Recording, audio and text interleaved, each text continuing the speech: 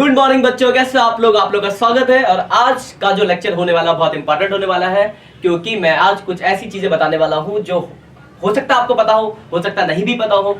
और अगर नहीं पता है तो बहुत इंपॉर्टेंट होने वाला लेक्चर, अगर पता है तो वेरी गुड। अपने दोस्तों में इस लेक्चर को जरूर शेयर कर दें कि लोगों तक ये बात पहुंच जाए, क्योंकि इसमें कुछ चीजें अकाउंट्स में चेंज हुई है, जैसा कि आपने थंबनेल देख लिया होगा। कुछ चीजें अकाउंट्स में चेंज हुई है जो मुझे आपको इन्फॉर्म करना जरूरी था, क्योंकि जो चीजें चेंज हुई है उस पर ज्यादा ध्यान दिया जाता है, तो बहुत चांसेस है कि ये सब चीजें आए।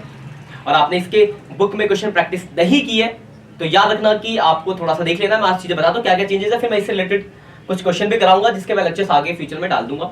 तो आज हम टॉपिक समझ लेते हैं कि क्या क्या चीजों में और क्या क्या चेंज आया। क्योंकि बुक फर्स्ट में भी चेंज है, बुक सेकंड में भी थोड़ा माइनर सा चेंज है, और बुक थर्ड में भी थोड़ा सा चेंजेस है।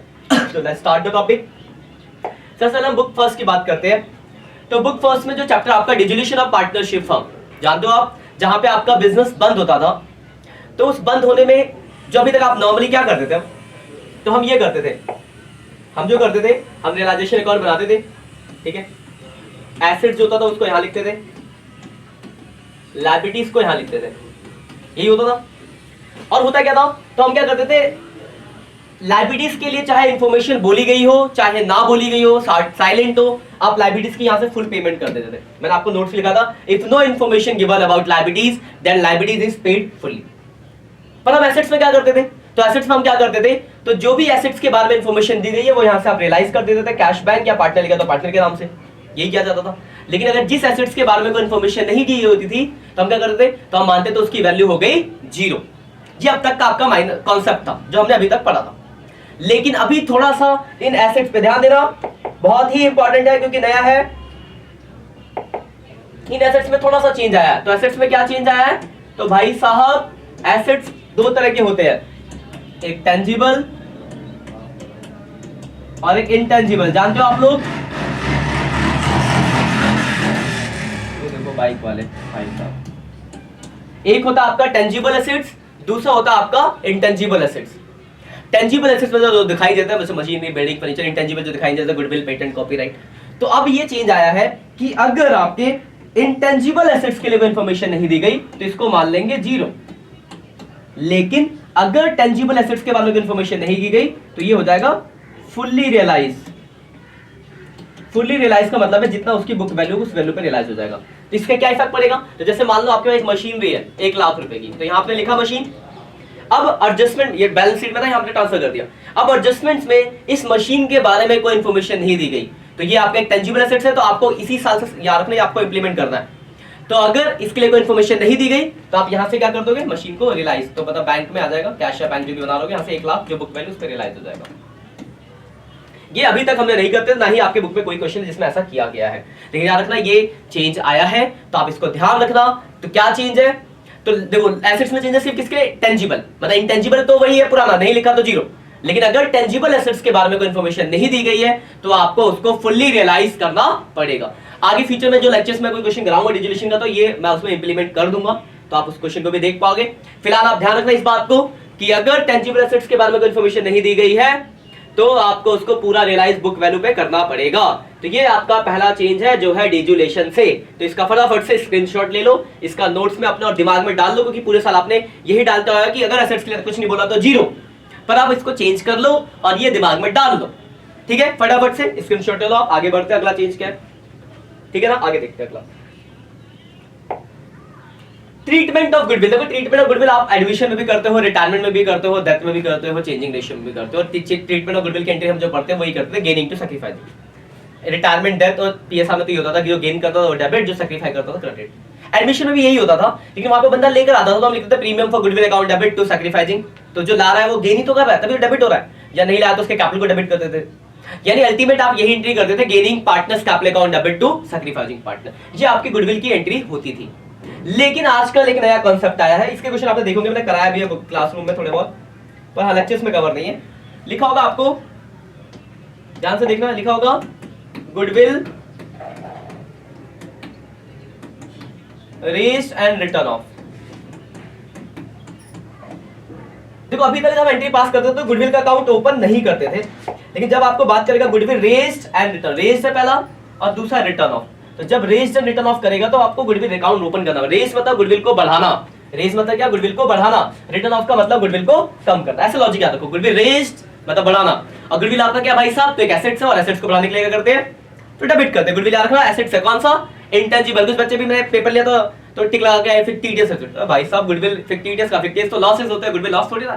तो ये आपका एक इंटेंजिबल एसेट्स है, गुडविल को बढ़ाना है पहले, तो बढ़ाने के लिए डेबिट। तो इसमें दो एंट्री होती है, पहली एंट्री आप करते हो गुडविल को बढ़ाने के लिए डेबिट, तो goodwill account debit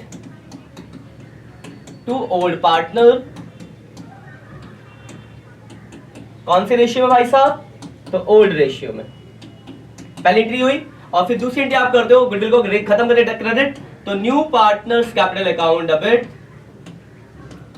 new partners capital account debit to goodwill, कौन से रेशियो में, न्यू रेशियो में। तो आपको ये दो एंट्री करनी पड़ती है यहाँ पे।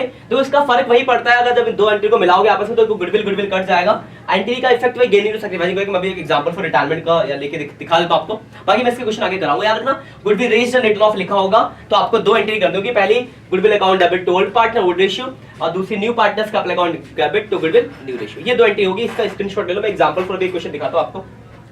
स्क्रीनशॉट ले लिया, वेरी गुड। देखो मैं आपको क्वेश्चन दिखाता हूं, जैसे एग्जांपल फॉर XYZ पार्टनर है, 3:1 का रेशियो, जेड रिटायर हो गया और रिटायरमेंट के टाइम गुडविल ऑफ फर्म है मान लो 60,000। देखो अगर मैं पुराना, पहले पुराने कंसेप्ट से होता फिर नए, पुराने से हम क्या करते हैं गेनिंग रेशियो निकालते हैं। गेनिंग रेशियो का फॉर्मूला होता था new ratio minus old ratio, x और वाई का निकलता था। न्यू है देखो ये रिटायर होगा, न्यू रेशियो 3 2 होगा, तो 3/5 2/5 माइनस 3/6 2/6, 6 18 माइनस 5 15 3/30 12 माइनस 10 2/30।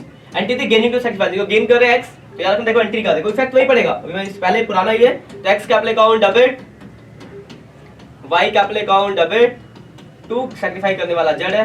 जेड कैसा निकालेंगे तो 60,000 में जेड का शेयर है 1/6 10,000 और 6,000 और 4,000।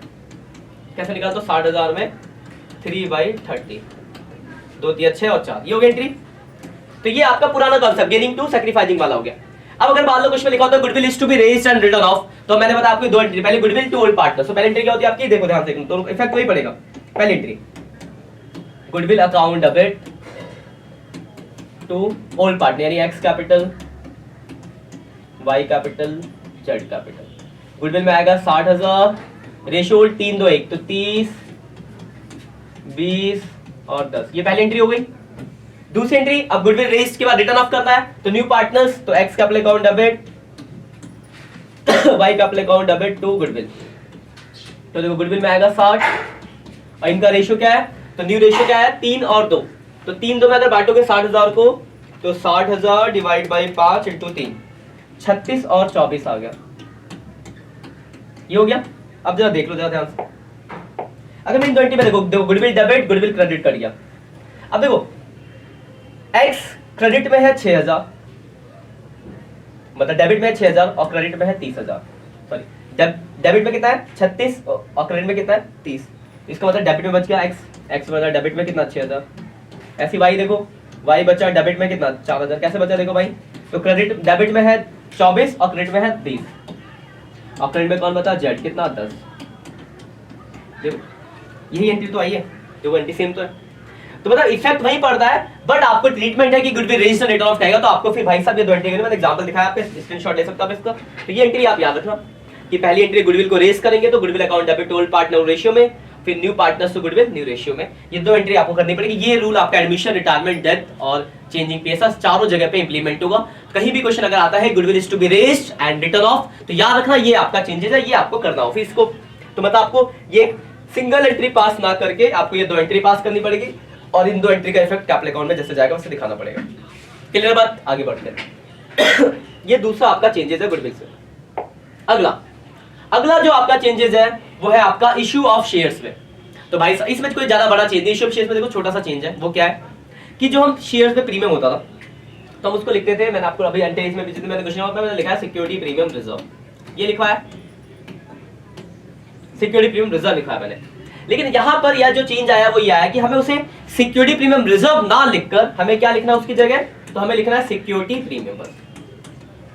तो आप याद रखना, तो आप सिक्योरिटी प्रीमियम रिजर्व की जगह उसको क्या फॉलो करना, तो आप उसको लिखना सिक्योरिटी प्रीमियम, रिजर्व मत डालना, सिर्फ लिखना सिक्योरिटी प्रीमियम। क्यों बाहर से मैंने को आपका कोई नंबर कार्ड एकदम आया तो सिक्योरिटी प्रीमियम रखा कि आपको सिक्योरिटी प्रीमियम डालना है, तो सिक्योरिटी प्रीमियम डालना, ना कि रिजर्व लिखना है, ठीक है। एक और है डिवेंचर में, देखो एक लॉ टॉपिक था डिवेंचर के अंदर, लॉस राइट ऑफ करने का टॉपिक था, इसमें भी थोड़ा सा चेंज है। ये तो वैसे मैंने क्लासरूम में बता रखा है और लेक्चर्स में बता रखा है, फिर भी बताता हूँ। लॉस ऑन इश्यू डिवेंचर जो होता था उसको राइट ऑफ करने के लिए, तो देखो हम पहले जब लॉस को राइट ऑफ करते थे, किसी में पुरानी बुक हुई तो उसको कैपिटल रिजर्व से करते थे पहले राइट ऑफ, फिर सिक्योरिटी प्रीमियम। बच्चों ने मुझे पूछा बताया था इस टॉपिक पे, और फिर हम करते थे स्टेटमेंट ऑफ पीएनएल से। मतलब पहला ऑप्शन हम रखते थे कैपिटल रिजर्व, फिर रखते थे सिक्योरिटी प्रीमियम रिजर्व, फिर रखते थे हम स्टेटमेंट ऑफ पीएनएल। ये मैंने आपको लेक्चर्स में भी कवर करा रखा है, ये चीज बता रखी है।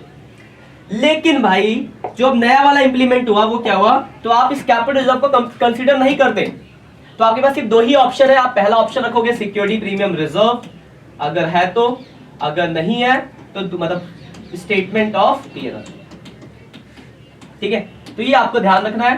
कहीं आप क्वेश्चन पुराने पैटर्न से आप अगर क्वेश्चन कर रहे हो और आप कैपिटल, क्योंकि पुराने में तो सॉल्यूशन पुराने दे रखे अगर, तो वहां पे आपको कैपिटल रिजर्व लिखा होगा, कैपिटल रिजर्व से राइट ऑफ, और वो अगर आप कर दोगे तो गलतियां हो जाएंगी। तो ये छोटी छोटी चीजें हैं, ये इन्फॉर्मेशन की कमी की वजह से आपके नंबर ना घटे, इसलिए ये लेक्चर मैंने बनाया है। तो आप इसको जितना हो सके अपने दोस्तों में फैला दो कि वीडियो सब हर एक बच्चे के तक पहुंच जाए। इस वीडियो के बनाने का मेरा पर्पस यही था कि आप लोगों तक इन्फॉर्मेशन, ये ना हो कि लीक ऑफ इन्फॉर्मेशन की वजह से आपके कोई नंबर 1 या 2 या 5 नंबर कटे।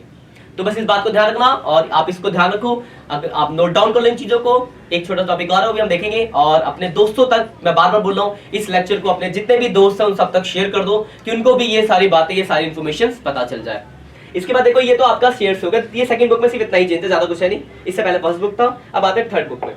तो देखो भाई साहब, थर्ड बुक में जो चेंज है वो अकाउंटिंग रेशियो में है। अकाउंटिंग रेशियो में 3 नए रेशियो इंट्रोड्यूस किए गए इस बार। ये बहुत ही इंपॉर्टेंट है कि हो सकता है नए रेशियो है तो यहां से आपसे पूछा जा सके। आपने बुक में एक भी इसके क्वेश्चन नहीं करे हैं, क्योंकि बुक में क्वेश्चन है ही नहीं।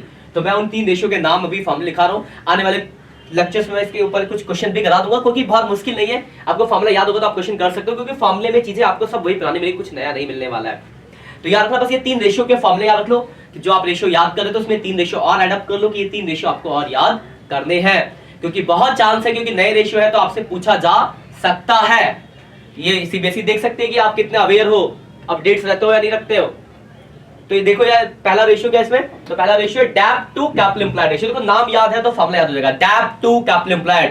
डैप का मतलब होता है लॉन्ग टर्म डैप, और कैपिटल एम्प्लॉयड आप जानते ही हो, क्योंकि कैपिटल हमने पढ़ रखा है कि issued fund plus long term debt का कैपिटल एम्प्लॉयड होता है, जिसको हम नेट एसेट्स भी कहते हैं। तो पहला debt to capital employed ratio, जिसका फॉर्मूला है आपका long term debt upon capital employed. Long term debt आप जानते ही हो, जिसको हम क्या कहते हैं, हम नॉन करंट लायबिलिटीज भी कहते हैं इसको, और कैपिटल एम्प्लॉयड आप जानते हो लायबिलिटी साइड में shareholder fund plus non current liability. ऐसा आपने रेशियो अगर पढ़े तो ये दोनों चीजों के बारे में आप जानते हो, फिर भी याद रखना है फॉर्मूला।